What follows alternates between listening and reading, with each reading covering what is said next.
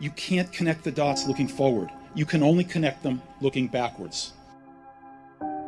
So you have to trust that the dots will somehow connect in your future. You have to trust in something, your gut, destiny, life, karma, whatever. Because believing that the dots will connect down the road will give you the confidence to follow your heart, even when it leads you off the well-worn path. And that will make all the difference. What would you like to do if money were no object? How would you really enjoy spending your life?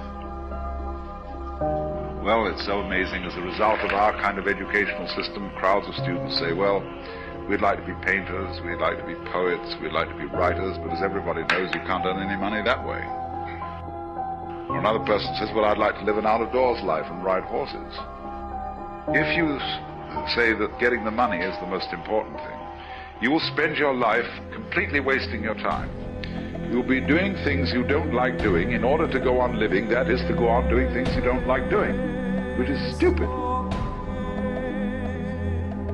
Better to have a short life that is full of what you like doing than a long life spent in a miserable way.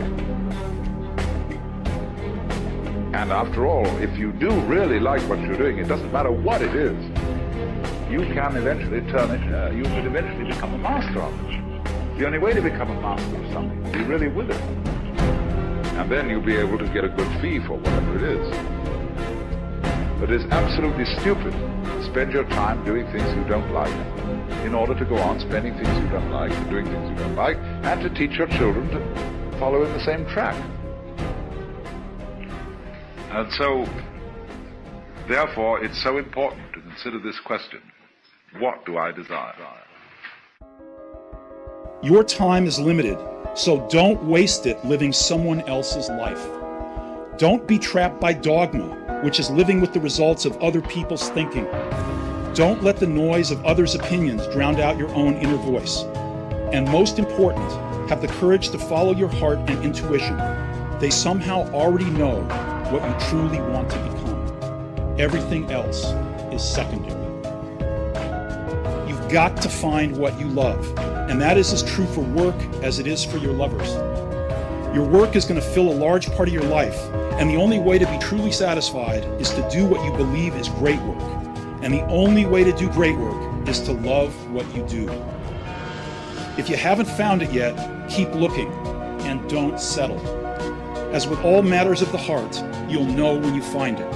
And like any great relationship, it just gets better and better as the years roll on. So keep looking. Stay hungry, stay foolish.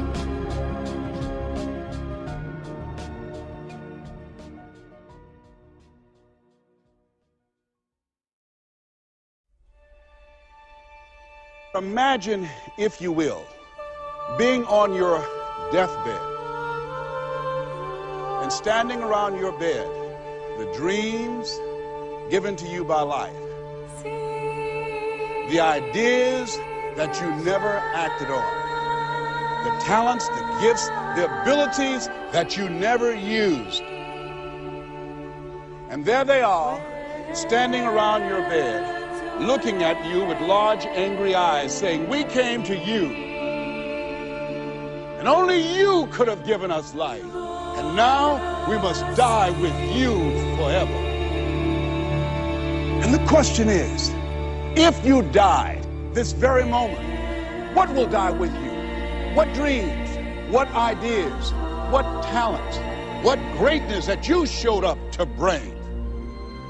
Don't allow fear of failure and the attractiveness of playing it safe in life to draw you in. You can't get out of life alive. You got to die to leave here. You have something special. You have greatness within you. You were born phenomenal. Listen to me. You were literally born phenomenal, like the whole process. Like there are like 5 million options in the womb. We're not talking about one sperm cell and one egg. There are 5 million options. option out of 5 million options. You made it. They've got to make their way through a complex series of environments in a kind of warfare. It is warfare. Innately, everything about you is great. Everything about you is phenomenal. But the problem is you have consciously chosen to be average. You are average in school. You are average at your workplace.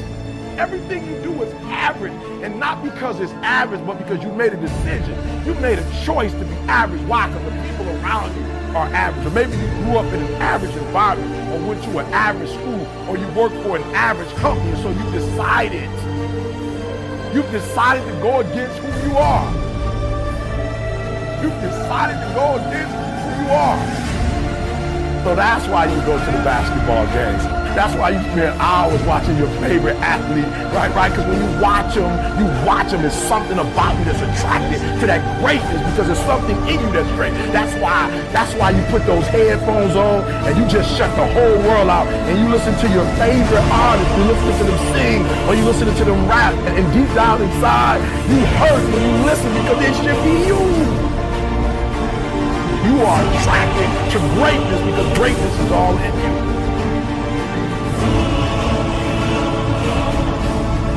But it's easier to watch greatness. It's easier to go see greatness than it is to put in the time, to put in the energy, to discipline yourself, to sacrifice. It's easier. And so that's why you average. And so you're frustrated because you're not living like you should live. No, you don't have what you should have. You're not being who you should be. But I would hate to live and die and never know what would happen if I ever committed myself to anything. But you've never seen what you could be if you threw your whole self at your dream. It's time for you to look within yourself and decide that I'm in charge of my destiny. I'm in charge here. And when you decide I'm going to do it, the universe will yield to you, and life will never be the same again. Live your dream. The kingdom of God is within man, not one man nor a group of men, but in all men, in you. You, the people, have the power to create machines, the power to create happiness. You, the people, have the power to make this life free and beautiful, to make this life a wonderful adventure. And that if you decide that my life deserves my developing this what I do well, and becoming the best at it, and mastering myself, and seeing what I have within me, I grant you, you'll never ever be without. I'm telling you, greatness is here. Greatness is upon you. You better act like it.